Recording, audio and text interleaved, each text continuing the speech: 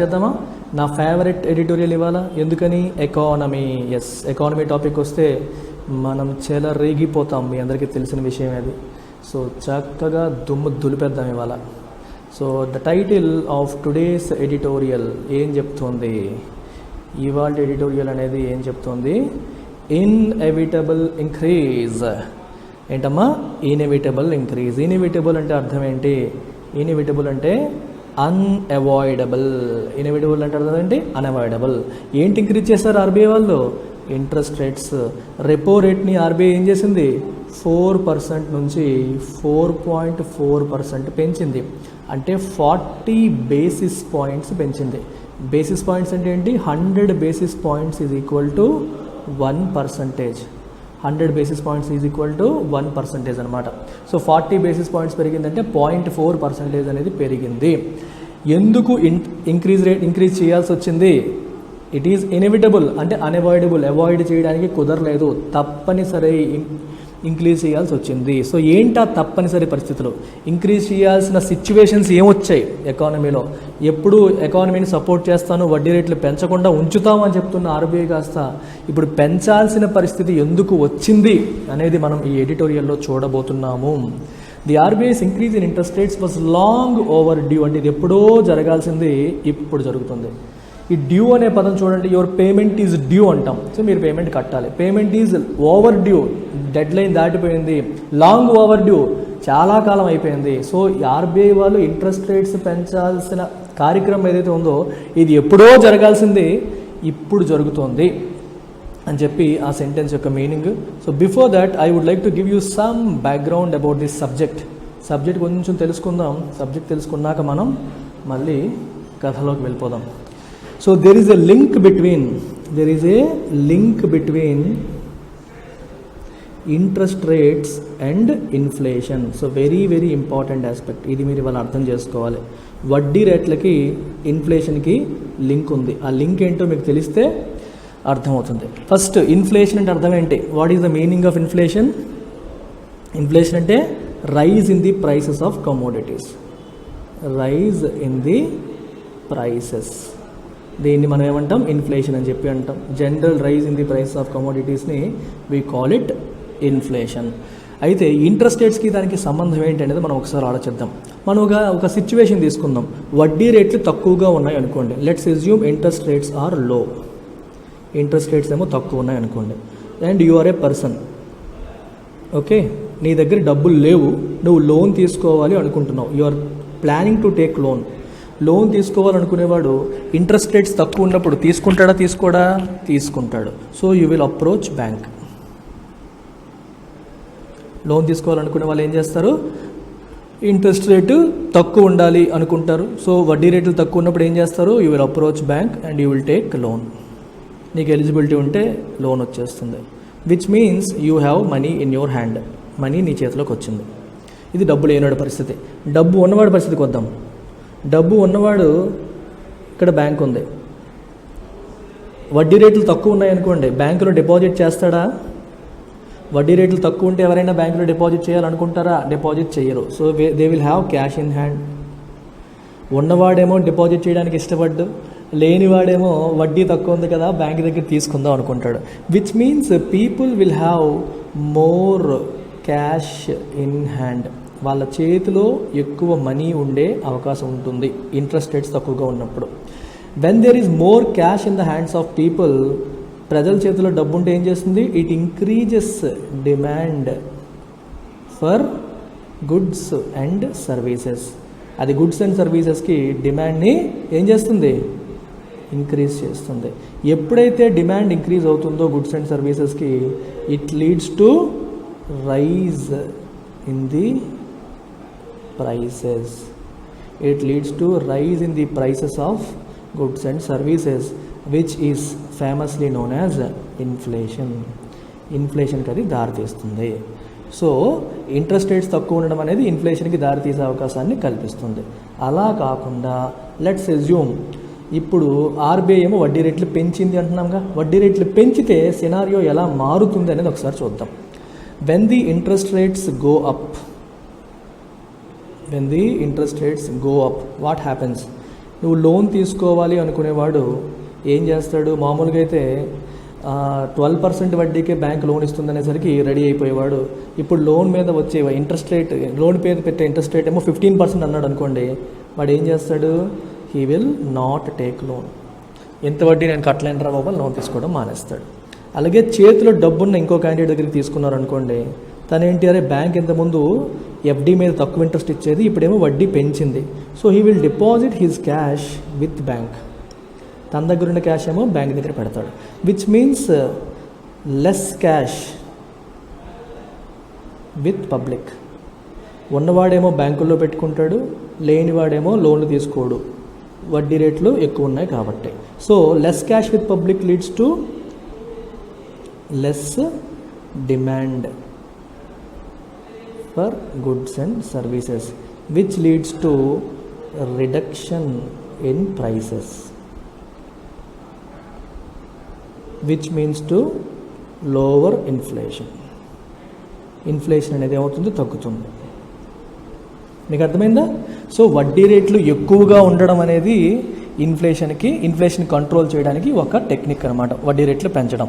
అందుకే ఇప్పుడు ఆర్బీఐ ఏం చేసింది, వడ్డీ రేట్లని పెంచింది. ఏ రకంగా పెంచింది, బై ఇంక్రీజింగ్ రెపో రేట్. మరి what is repo rate? Repo rate అంటే అర్థం ఏంటి, అది కూడా చూసేద్దాం. అన్నీ చూసేద్దాం ఒకేసారి, మనం చేతకు కూడా అంతే. What is repo rate?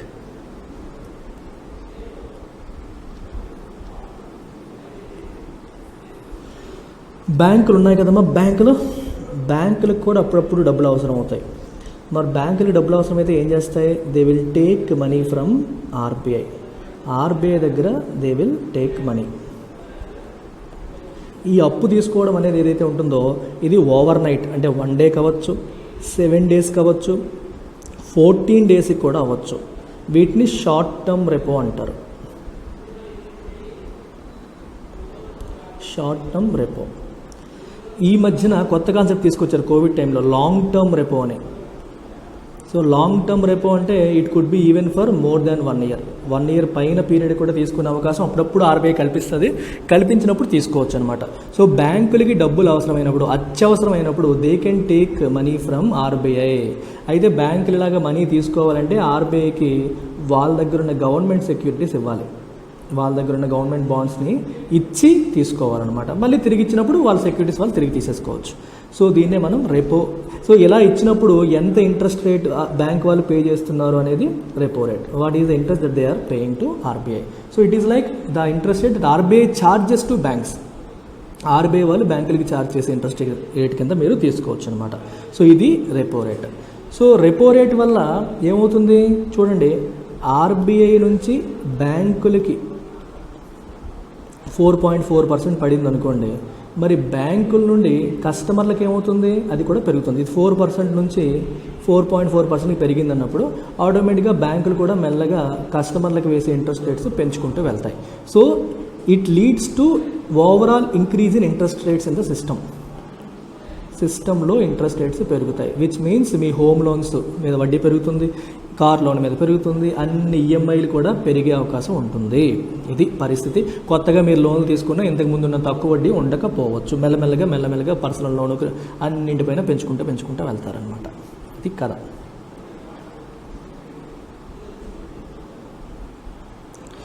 The penny has dropped is an idiom. Penny has dropped అంటే అర్థం ఏంటంటే something is finally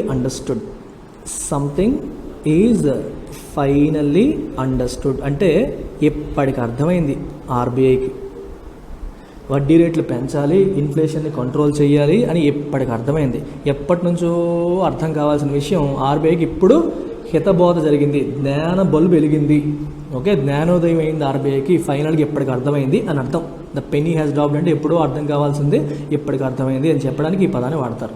after స్టబర్న్లీ holding of, స్టబర్న్లీ అంటే మొండిగా, holding of from acting to tame inflation. Tame అంటే కంట్రోల్ చేయడం. ఇన్ఫ్లేషన్ని అదుపు చేయడానికి ఏ యాక్షను తీసుకోకుండా, హోల్డింగ్ ఆఫ్ ఫ్రమ్ అంటే ఆ పని చేయకుండా హోల్డ్ ఆఫ్ చేసుకుని తను ఆపుకుంటూ ఉంది మొండిగా ఎన్ని రోజులు కూడా. Which has steadily eroded consumers purchasing power. మరి ఇన్ఫ్లేషన్ కంట్రోల్ చేయకుండా ఆర్బీఐ ఉండిపోవడం వల్ల ఏమైంది, అది మెల్లగా మెల్లగా మెల్లగా కన్జ్యూమర్స్ యొక్క పర్చేసింగ్ పవర్ని ఇరోడ్ చేసింది. ఇరోడ్ అంటే కోతకి గురి చేసింది, అంటే వాళ్ళ యొక్క పర్చేసింగ్ పవర్ని తగ్గించేసింది. అదేంటమ్మా ఇన్ఫ్లేషన్కి పర్చేసింగ్ పవర్కి సంబంధం ఏంటి? చిన్నపిల్లల సంగతి ఎంత ఈజీయో. ఈ ఎకానమీ అంటేనే ఒక ఈజీ సబ్జెక్ట్, ఏముంది అది. సో చూసేద్దాం. నేను ఫేమస్ ఎగ్జాంపుల్ ఎగ్జాంపుల్ చెప్తుంటాను, ఎన్నోసార్లు రిపీట్ చేశాను. ఇది 2022 అమ్మా, ఇది 2023 అనుకోండి. 2022లో ఒక గుడ్డు 5 రూపాయలు అనుకోండి, నా దగ్గర 100 రూపాయలు ఉన్నాయి. 100 రూపాయలకి ఎన్ని గుడ్లు వస్తాయి? 5 గుడ్లు వస్తాయి. 20 గుడ్లు వస్తాయి, అంతేనా? ఒక ఎగ్ 5 రూపాయలు అన్నప్పుడు ఎన్ని గుడ్లు వచ్చాయి? నాకు 20 గుడ్లు వచ్చాయి. అదే 2023లో let's assume the cost of price of egg 10 rupees అయింది అనుకోండి. ఈ 5 రూపీస్ కాస్త 10 రూపీస్ అయింది అనుకోండి. మరి అప్పుడు ఎన్ని గుడ్లు వస్తాయి? నాకు 10 గుడ్లే వస్తాయి. నా దగ్గర ఉంది 100గా. అంటే ఈ 100 రూపాయల యొక్క పర్చేసింగ్ పవర్, కొనుగోలు శక్తిని మీరు చూడండి. ఈ 100 రూపాయలు 2022లో 20 గుడ్లు కొనగలిగేవి. ఇప్పుడు ఇదే 100 రూపాయలు 10 గుడ్లు మాత్రమే కొనగలుగుతున్నాయి. Which means the purchasing power of eggs, the purchasing power of eggs ఏమైంది? తగ్గిపోయింది. The purchasing power of eggs తగ్గిపోయింది. కొనుగోలు శక్తి ఎగ్స్ది తగ్గిపోయింది. అదే రాశారు ఇక్కడ. ఇన్ఫ్లేషన్ వల్ల ఏమవుతుంది? మన కొనుగోలు శక్తి తగ్గుతుంది. Or you can also say money loses its value. Money loses its value. Money తన విలువను కోల్పోతుంది. చాలా నేను జనరల్గా క్లాస్లో చెప్తుంటారనమాట. మీ అమ్మ ఏమో 100 రూపాయలు ఇచ్చింది, నువ్వు జాగ్రత్తగా ఒక డబ్బాలో పెట్టేసి మూత పెట్టేసి బ్యాంకులో పెట్టి లేదా ఇంట్లో బీరువాలో పెట్టేసి నిద్రపోయావు. సంవత్సరం తర్వాత నిద్రలేచావు. నీ 100 రూపాయల పరిస్థితి ఏంటి అని అడిగితే, ఆ 100 రూపాయలు అలాగే ఉంటుంది కదా సార్ అంటారు. 100 రూపాయలు అలాగే ఉంటుంది, కానీ 100 రూపాయల యొక్క కొనుగోలు శక్తి తగ్గిపోతుంది. 100 రూపాయల యొక్క కొనుగోలు శక్తి ఎందుకు తగ్గుతుందంటే ధరలు అనేవి పెరుగుతూ ఉంటాయి కాబట్టి. ధరలు పెరిగేటప్పుడు ఆ 100 రూపాయలతో ఒకప్పుడు 20 డైరీ మిల్క్ చాక్లెట్లు కొనగలిగేదానివి. ఇప్పుడు అదే 100 రూపాయలతో రేటు పెరిగిపోయింది అనుకోండి, 10 వస్తున్నాయి. అంటే ఆ 100 రూపాయల యొక్క కొనుగోలు శక్తి తగ్గింది. So which means it has lost its value. డబ్బు నువ్వు నోట్లో తినేవి కదా, డబ్బులు మనం తినం. డబ్బుతో వస్తువులు కొనుక్కొని తింటాం. డబ్బుతో సర్వీసెస్ని కొనుక్కొని ఎంజాయ్ చేస్తాం. So we cannot eat money directly. So ఆ సర్వీసెస్ కాస్ట్ పెరిగినప్పుడు, ఆ వస్తువుల కాస్ట్ పెరిగినప్పుడు మరి మనీ యొక్క వాల్యూ ఏమైంది? తగ్గింది. పర్చేసింగ్ పవర్ ఏమైంది? తగ్గింది. అది ఇక్కడ రాసిన సెంటెన్స్ యొక్క మీనింగ్. సో ఈ ఇన్ఫ్లేషన్ పెరిగి ఏమైంది? చివరికి కన్జ్యూమర్స్ యొక్క పర్చేసింగ్ పవర్ని ఇరోడ్ చేసింది, కోతకి గురయ్యేలా చేసింది. అండ్ డీరైల్డ్ బ్రాడర్ ఎకనామిక్ మొమెంటంని డీరైల్ చేసింది, పట్టాలు తప్పేలా చేసింది. ఇప్పుడిప్పుడే కోవిడ్ నుంచి మెల్లమెల్లగా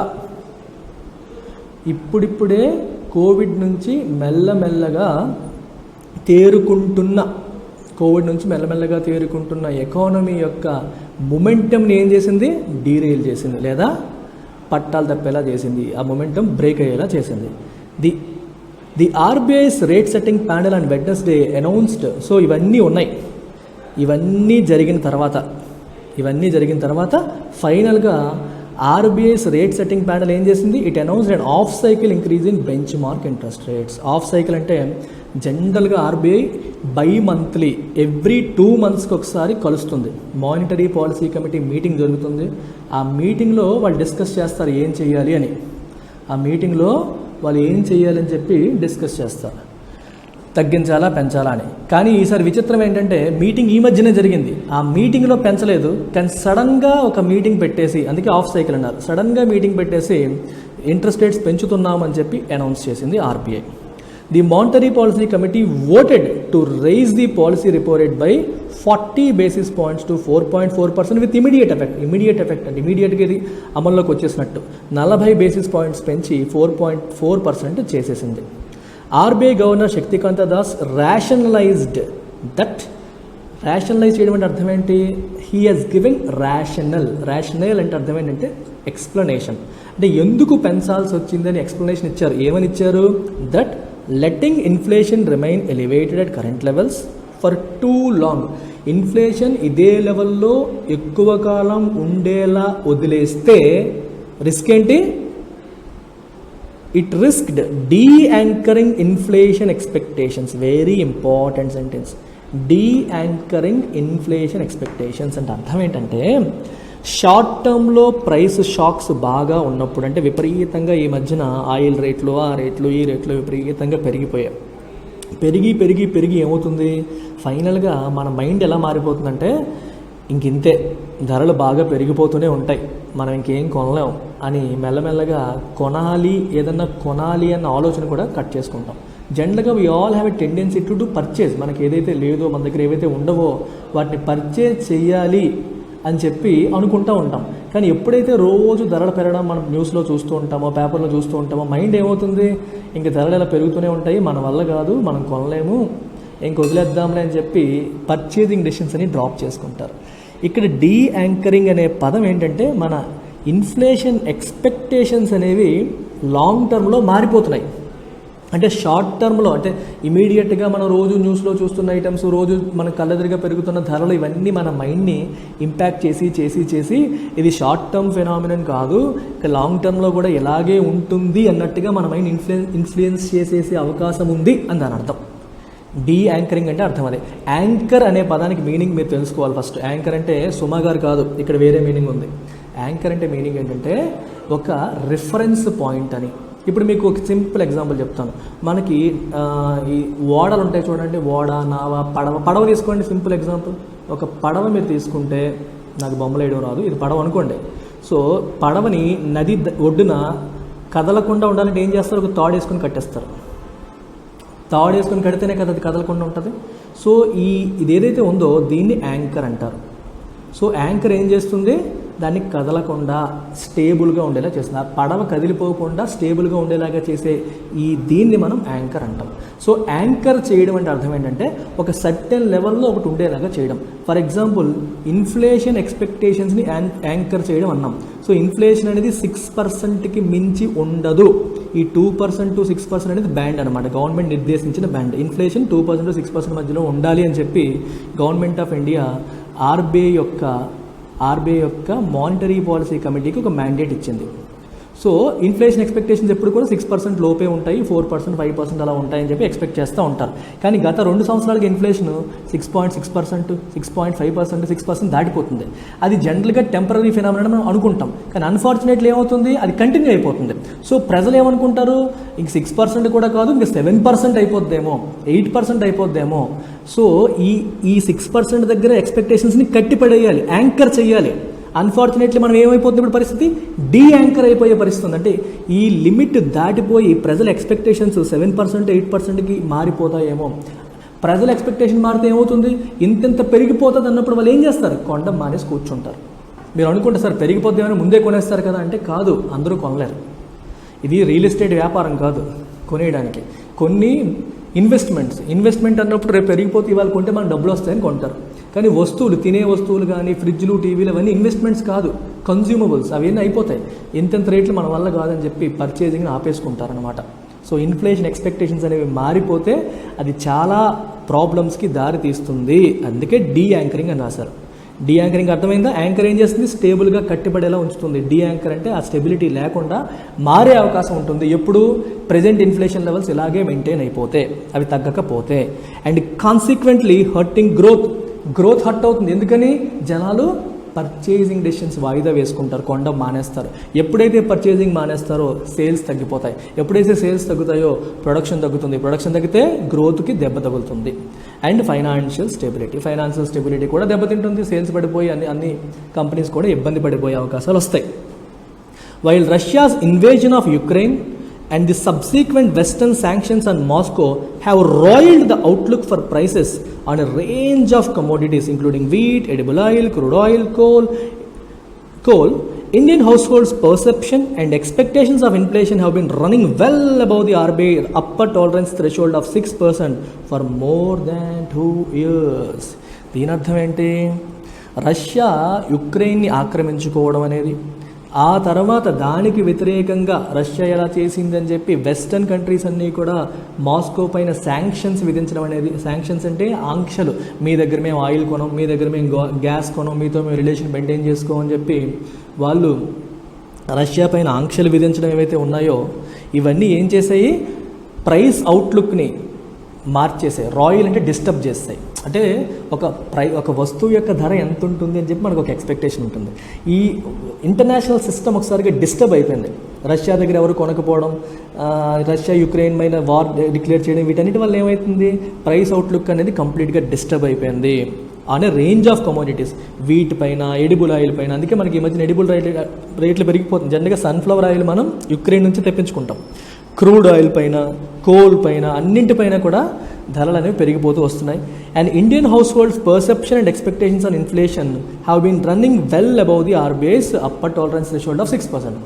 మన ఇండియన్ హౌస్ హోల్డ్స్కి ఆర్బీఐ వాళ్ళు సర్వే చేస్తారు, హౌస్ హోల్డ్ ఎక్స్పెక్టేషన్ సర్వే చేస్తారు. సో ఇన్ఫ్లేషన్ ఎలా ఉంది, ఎలా ఉండబోతోంది అని చెప్పి చేసే సర్వేల్లో 6% కాదు, 6.6%, బాగా ఎక్కువ 6% పైనే ఉంటుందని చెప్పి ఎక్స్పెక్ట్ చేస్తూ వస్తున్నారు మన వాళ్ళు. సో ధరలు పెరిగిపోతూ ఉన్నాయి, మన వాళ్ళ ఎక్స్పెక్టేషన్స్, పర్సెప్షన్స్ కూడా అలాగే మారిపోతూ ఉన్నాయి. That the RBI has been forced to act now after insisting that price pressures were transitory is a belated but welcome acknowledgement that the economic costs of failing to anchor price stability can potentially be far more deleterious to growth than a relative decrease in the availability of low cost credit. Absolute gem of a sentence. కేర్ఫుల్గా మీరు attention pay చేసి అర్థం చేసుకోండి. Economy ఇంత ఈజీగా, ఇంత beautiful అనిపిస్తుంది మీకు. That the RBI has been force to act now, అంటే ఆర్బీఐ ఇప్పుడు ఇంతవరకు ఇన్ఫ్లేషన్ కంట్రోల్ చేయాల్సిన అవసరం లేదు, ఇదంతా టెంపరీయే, వరీ అవ్వక్కర్లేదు, తక్కువ ఇంట్రెస్ట్ రేట్స్ ఉంచాలి, మేము గ్రోత్ అకామిడేటివ్గా ఉంటామని చెప్తూ వచ్చింది నాలో. అలాంటి ఆర్బీఐ ఇప్పుడు వాజ్ ఫోర్స్డ్ టు యాక్షన్ తీసుకోవాల్సిన పరిస్థితులు వచ్చాయి. ఎవరు ఫోర్స్ చేశారు? సిచ్యువేషన్ ఫోర్స్ చేసింది. After insisting that the price pressures were transitory, ఇప్పటివరకు ఏం చెప్పింది ఆర్బీఐ? ఇప్పుడు ప్రైస్ ఎక్కువగా ఉండడం అనేది ట్రాన్సిటరీ, అంటే టెంపరీ, ఇది టెంపరీ మాత్రమే, ఈ ప్రైస్లన్నీ తగ్గిపోతాయి, వర్రీ అవ్వక్కర్లేదని మనకి అష్యూరెన్స్ ఇస్తూ వచ్చిన ఆర్బీఐ ఈరోజు ఈ ప్రైస్లు కంట్రోల్ చేయడానికి, ఇన్ఫ్లేషన్ని కంట్రోల్ చేయడానికి ఇంట్రెస్ట్ రేట్స్ పెంచడం ఏదైతే ఉందో, రెపో రేట్ పెంచడం ఏదైతే ఉందో, ఈజ్ ఏ బిలేటెడ్, అంటే డిలేడ్, అంటే జరగాల్సిన టైంలో జరగలేదు, ఎప్పుడో జరగాల్సింది ఇప్పుడు జరిగింది. ఎట్ అయినప్పటికీ వెల్కమ్ ఎక్నాలజ్మెంట్, అంటే ఆహ్వానించదగ్గ, ఎక్నాలజ్మెంట్ అంటే యాక్సెప్టెన్స్. సరే లేట్ అయితే అయింది కానీ ఎప్పటికైనా ఆర్బీఐ యాక్సెప్ట్ చేసింది, ఇది ఆహ్వానించదగ్గ పరిణామం. ఏమని యాక్సెప్ట్ చేసింది RBI? That the economic cost of failing to anchor price stability. చాలా చాలా ఇంపార్టెంట్ ఆస్పెక్ట్ చూడండి. ప్రైస్ స్టెబిలిటీ ఒకవైపు, గ్రోత్ ఇంకోవైపు. ఇంట్రెస్ట్ రేట్స్ అనేవి మనం పెంచామనుకోండి, వడ్డీ రేట్లు పెంచినప్పుడు ఏమవుతుంది? కాస్ట్ ఆఫ్ క్రెడిట్ ఏమవుతుంది? పెరిగిపోతుంది. అంటే వడ్డీలు, అప్పులపైన వడ్డీలు పెరిగిపోతాయి. అప్పులపైన వడ్డీలు పెరిగితే అది ఇండస్ట్రీకి మంచి చేస్తుందా? చెడు చేస్తుంది. ఎందుకంటే ఇండస్ట్రీ ఎప్పుడు కూడా వడ్డీ రేట్లు తక్కువ ఉంటే వాళ్ళకి బాగుంటుందని అనుకుంటుంది. వడ్డీ రేట్లు పెరిగినప్పుడు ఇండస్ట్రీకి కొంత మైనస్ అనేది ఉంటుంది, కొంత నెగిటివ్ అనేది ఉంటుంది. At the same time interest rates పెంచడం వల్ల ఇన్ఫ్లేషన్ అనేది ఏమవుతుందమ్మా? కంట్రోల్ అవుతుంది. ఇన్ఫ్లేషన్ కంట్రోల్ అవుతుందంటే అర్థం ఏంటి? ప్రైసులు స్టేబుల్ అవుతాయి. ప్రైసులు స్టేబుల్ అవ్వడం వల్ల కన్జ్యూమర్స్ ఎవరైతే ఉన్నారో they will have more purchasing power, వాళ్ళ పర్చేసింగ్ పవర్ పెరుగుతుంది. దానివల్ల they will buy more goods and services వాళ్ళు కొనుగోలు చేయడం అనేది పెరుగుతుంది. ఇది పాజిటివ్. ఇక్కడ ఏమంటున్నారంటే ది ఎకనామిక్ కాస్ట్స్, అంటే ఈ ఆర్బీఐ తీసుకున్న నిర్ణయం వల్ల కొన్ని పాజిటివ్స్ ఉన్నాయి, కొన్ని నెగిటివ్స్ ఉన్నాయి. ఈ నెగిటివ్స్ కంటే పాజిటివ్స్ అనేవి ఎక్కువ అనే విషయాన్ని ఆర్బీఐ ఇప్పటికి ఏం చేసింది? ఎక్నాలెడ్జ్ చేసింది, అంటే యాక్సెప్ట్ చేసింది అనే విషయం ఏదైతే ఉందో, it is a welcome phenomenon, ఆహ్వానించదగ్గ విషయం. Although it is delayed or belated, late అయినా సరే ఫైనల్గా ఆర్బీఐ ఎప్పటికైనా దాన్ని ఎక్నాలెడ్జ్ చేసింది, మంచిదే అని దాని యొక్క అర్థం. ఓకేనా? ఇక డిలిటీరియస్ అంటే అర్థం ఏంటి? డిలిటీరియస్ అంటే హార్మ్ఫుల్ అని అర్థం. అంటే ప్రైస్ స్టెబిలిటీని మనం యాంకర్ చేయడంలో ఫెయిల్ అయితే, యాంకర్ అంటే దాన్ని కదలకుండా, విపరీతంగా ప్రైసులు వాలటైల్గా మారిపోకుండా దాన్ని కదలకుండా చేయడంలో మనం ఫెయిల్ అయితే వచ్చే ఎకనామిక్ కాస్ట్లు ఏవైతే ఉన్నాయో అవి దీనివల్ల వచ్చే నష్టం కంటే ఎక్కువ అని అర్థం. ఓకే, అవి ఇంకా ఎక్కువ అని అర్థం. అంటే రెండు ఆస్పెక్ట్స్ మాట్లాడాడు ఇక్కడ. అంటే దీనివల్ల వచ్చే పాజిటివ్ దానివల్ల వచ్చే నెగిటివ్ కంటే ఎక్కువ అని చెప్పొచ్చు, లేదా దీన్ని కంట్రోల్ చెయ్యకపోతే వచ్చే నష్టం కంట్రోల్ చేయడం వల్ల వచ్చే నష్టం కంటే ఎక్కువ అని చెప్పారు. చూడండి, మీరు ప్రైస్ స్టెబిలిటీని కంట్రోల్ చేయాలని ఏం చేయాలి? ఇంట్రెస్ట్ రేట్స్ పెంచాలి. ఇంట్రెస్ట్ రేట్స్ పెంచితే ఎవరికి నష్టం? ఇండస్ట్రీకి నష్టం. సో ఇంట్రెస్ట్ రేట్స్ పెంచడం వల్ల ఇండస్ట్రీకి ఒక ఇంత నష్టం అనుకోండి, ఇంత చిన్నదేశాను. ఇంట్రెస్ట్ రేట్స్ పెంచకపోతే వచ్చే నష్టం ఇంకా ఎక్కువ, ఇది పెద్దది. అంటే this negative is more than that negative అని రాశారు. డిలిటీరియస్ అంటే హార్మ్ఫుల్ అని అర్థం, ఫార్ మోర్ హార్మ్ఫుల్ అంటే చాలా ఎక్కువ హార్మ్ఫుల్ అని అర్థం. టు సైట్ మిస్టర్ దాస్ అంటే ఆయన చెప్పిన మాటల్లో చెప్పాలి అంటే ఆయన ఏమన్నారు, సస్టైన్డ్ హై ఇన్ఫ్లేషన్ అలాగే కంటిన్యూ అవ్వడం ఏదైతే ఉందో, సస్టైన్ అవ్వడం ఏదైతే ఉందో హర్ట్స్ సేవింగ్స్ని హర్ట్ చేస్తుంది. అంటే మనీ యొక్క వాల్యూ తగ్గిపోతుంది, పర్చేసింగ్ పవర్ తగ్గిపోతుంది.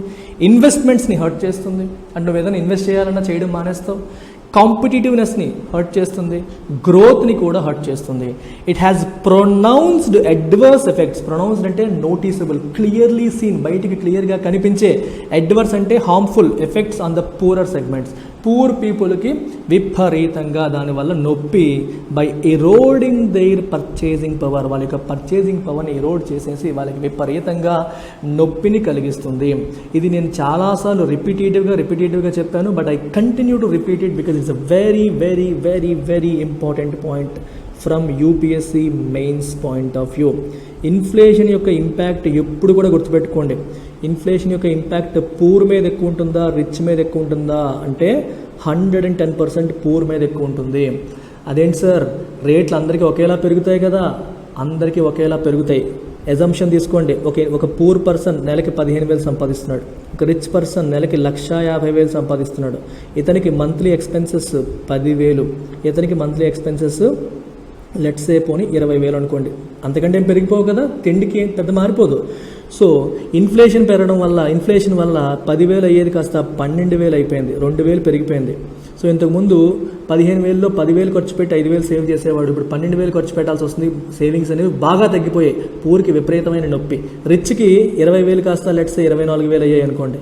ఏం పెద్ద ఫరక్ ఉంటుంది, పెద్ద డిఫరెన్స్ లేదు. ఇంకో 4,000 కదా, 1,50,000 4,000 అంతా చాలా తక్కువ. అందుకని రిచ్ కంటే కూడా ఇన్ఫ్లేషన్ ఎవరికి ఎక్కువ ఇంపాక్ట్ చేస్తుంది, పూర్కి. ఈ రిచ్ని ఎలిఫెంట్ అనుకోండి, పూర్ని ఒక పిల్లోడు అనుకోండి. రాయిచ్చు కొట్టండి, ఎలిఫెంట్ని రాయిచ్చు కొడితే ఏ నొప్పి ఉండదు, పిల్లోడు కొడితే కయ్యమని ఏడుస్తాడు. అది విషయం, అర్థమైంది కదా? సో దాని నొప్పి అనేది అందరికీ ఒకటే రాయి, చిన్న సైజు రాయి, కానీ నొప్పి ఇద్దరికి ఒకటి కాదు. పిల్లోడికి నొప్పి ఎక్కువ, ఎలిఫెంట్కి నొప్పి తక్కువ. ఎలిఫెంట్ రిచ్ అండ్ పిల్లోడు పూర్, అది పరిస్థితి. అందుకనే ఇన్ఫ్లేషన్ యొక్క నొప్పి పూర్కి ఎక్కువ ఉంటుందని చెప్పి రాస్తున్నారు. In explaining its decision to raise borrowing costs for the first time in 45 months, the MPC has acknowledged that the overall outlook for inflation has darkened considerably since it met last month. Last month కలిసినప్పటి నుండి inflation యొక్క outlook అనేది ఏమైంది, has considerably darkened. అంటే ఇంతకు ముందుతో పోలిస్తే prospects bright అవ్వాల, darken అయిపోయాయి, ఇంకా దారుణంగా తయారయ్యాయి అన్నమాట అని ఎవరు చెప్పారు, మానిటరీ పాలసీ కమిటీ అక్నాలెడ్జ్ చేసింది. పరిస్థితులు ఇంకా చేయి దాటిపోతున్నాయి, అందుకనే మేము బారోయింగ్ కాస్ట్ పెంచాల్సి వచ్చిందని చెప్పి ఎక్స్ప్లెయిన్ చేస్తూ వచ్చారు. Prices are on a tear అంటే ఒళ్ళు ఎనర్జెటిక్గా ఉన్నాయి, ఇష్టం వచ్చినట్టు అన్కంట్రోలబుల్గా పెరిగిపోతున్నాయి గ్లోబలీ. ఇండియాయే కాదు ప్రపంచవ్యాప్తంగా.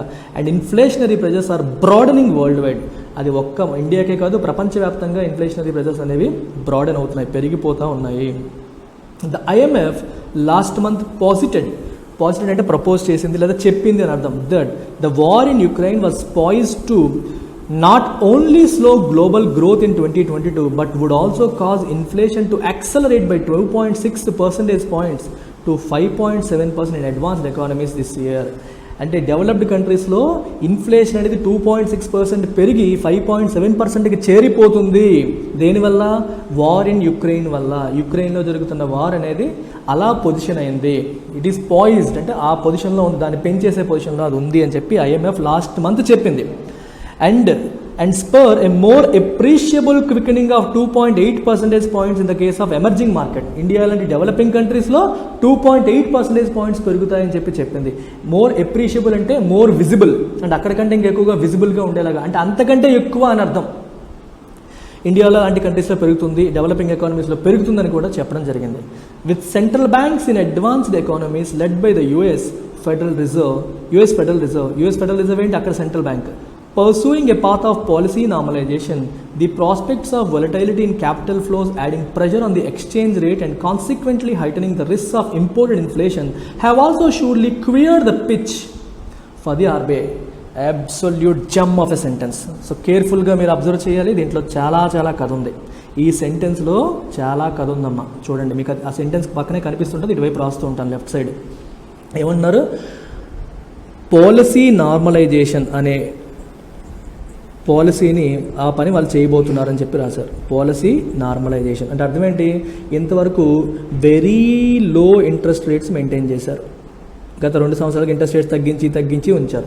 నార్మలైజ్ చేయడం అంటే అర్థం ఏంటి? మెల్లగా వాటిని పెంచడం, మెల్లగా ఇంట్రెస్ట్ రేట్స్ని పెంచడం అనేది మొదలైందనమాట. సో దీనివల్ల ఏమవుతుంది? ఇంట్రెస్ట్ రేట్స్ అనేవి పెరుగుతాయి. సో ఇప్పుడు ఇది యుఎస్, ఇది ఇండియా. ఇమాజిన్ యుఎస్లో ఇంట్రెస్ట్ రేట్స్ పెరిగాయి అనుకోండి. సో యూఎస్లో ఇంట్రెస్ట్ రేట్స్ పెరిగాయంటే అర్థం ఏంటి? అక్కడ బాండ్స్, యూఎస్లో ఇష్యూ చేసే బాండ్స్ పైన కూడా వడ్డీ రేట్లు పెరుగుతాయి. బాండ్ అంటే ఒక డెట్ ఇన్స్ట్రుమెంట్, అంటే యూఎస్లో ఎవరైనా సరే గవర్నమెంట్ ఇష్యూ చేసే బాండ్స్ కొంటే వాళ్ళకి ఎక్కువ వడ్డీ వస్తుంది అని అర్థం, అంతేనా? ఇప్పుడు ఏం జరుగుతుంది? Let say there is an investor. ఈ ఇన్వెస్టర్ వాడి డబ్బులు ఇండియాలో పెట్టాడు అంటే ఇండియన్ మార్కెట్లో, స్టాక్ మార్కెట్స్లో వాటిలో డబ్బులు పెట్టాడు. అమెరికాలో వడ్డీ రేట్లు పెరిగాయి అనేసరికి వాడు ఏమవుతాడు? టెంప్ట్ అవుతాడు. సరే, అమెరికా స్టేబుల్ కంట్రీ కదా, ఇండియాలో రిస్క్ ఎక్కువ ఉంటుంది, అమెరికాలో రిస్క్ తక్కువ, అమెరికాలో మనకి ఎక్కువ వడ్డీ వస్తుందని ఏం చేస్తాడు? He will take out this money and put it in US. మనీని ఇక్కడి నుంచి తీసుకెళ్ళి అక్కడ పెడతాడు. విచ్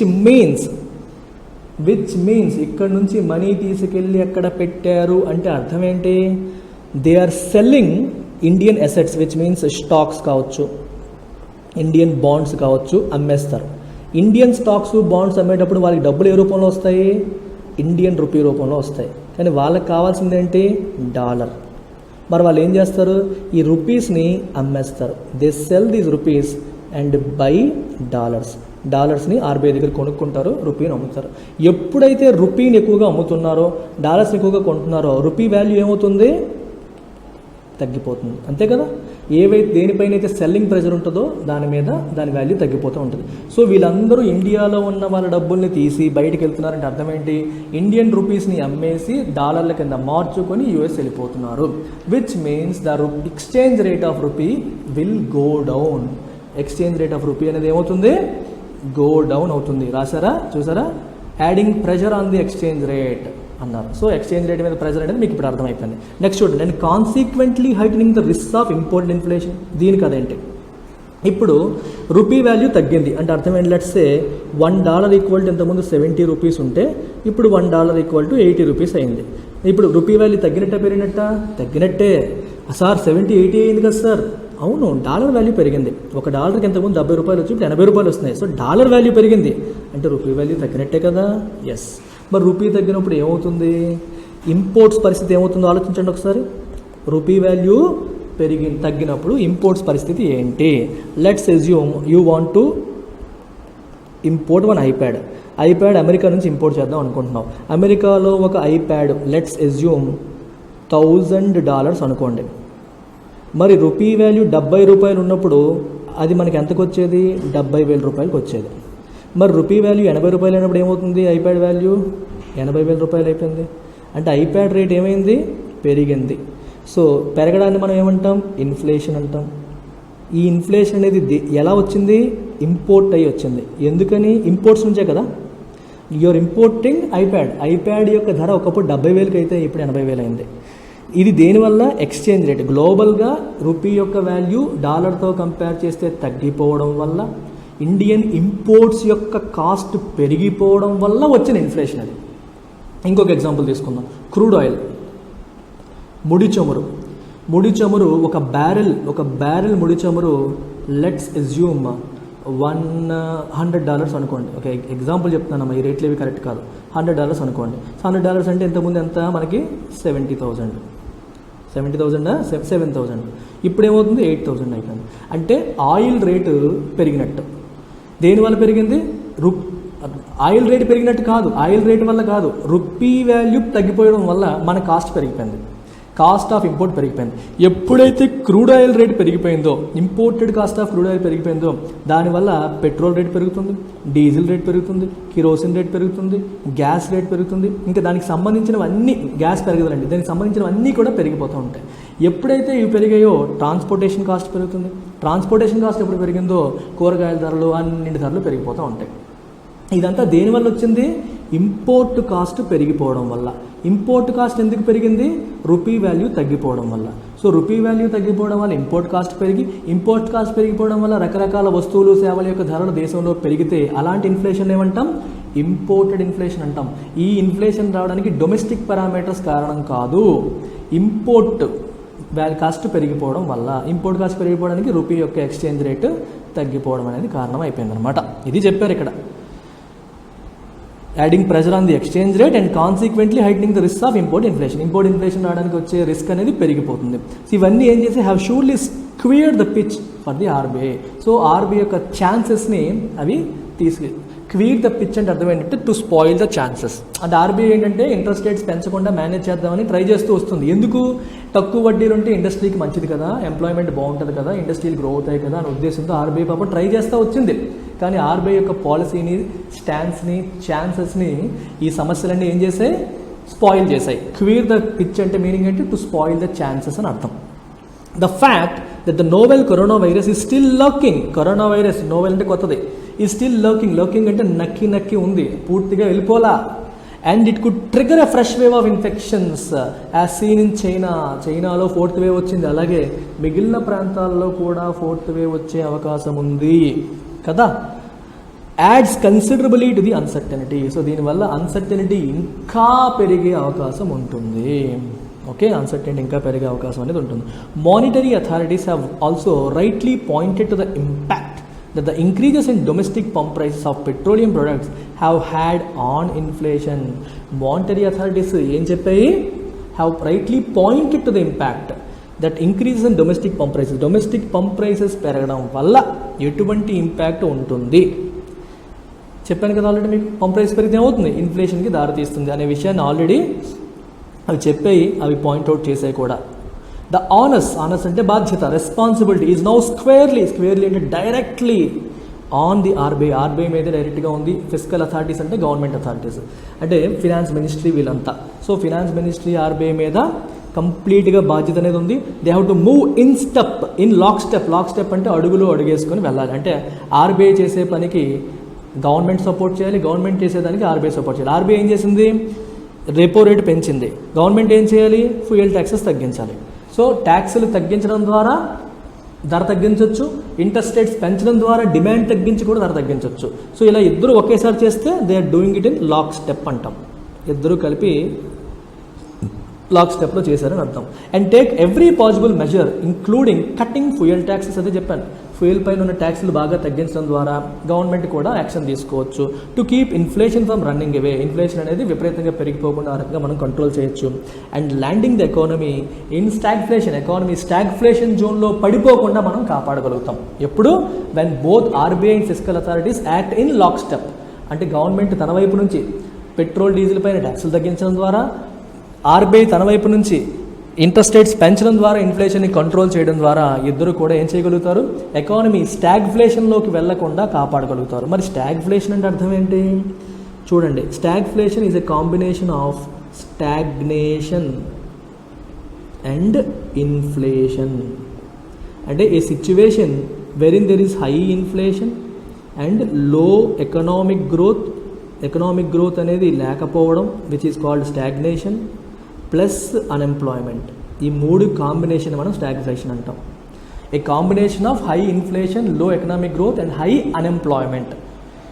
లో గ్రోత్ ఉన్నప్పుడు ఆటోమేటిక్గా అన్ఎంప్లాయ్మెంట్ ఎక్కువ ఉంటుంది అండ్ ఇన్ఫ్లేషన్ కూడా. ఈ మూడు కలిపి ఉన్న సిచ్యువేషన్ మనం స్టాగ్ఫ్లేషన్ అంటాం. We're already seeing high inflation, we're already seeing what you call high levels of unemployment కూడా చూస్తున్నాం.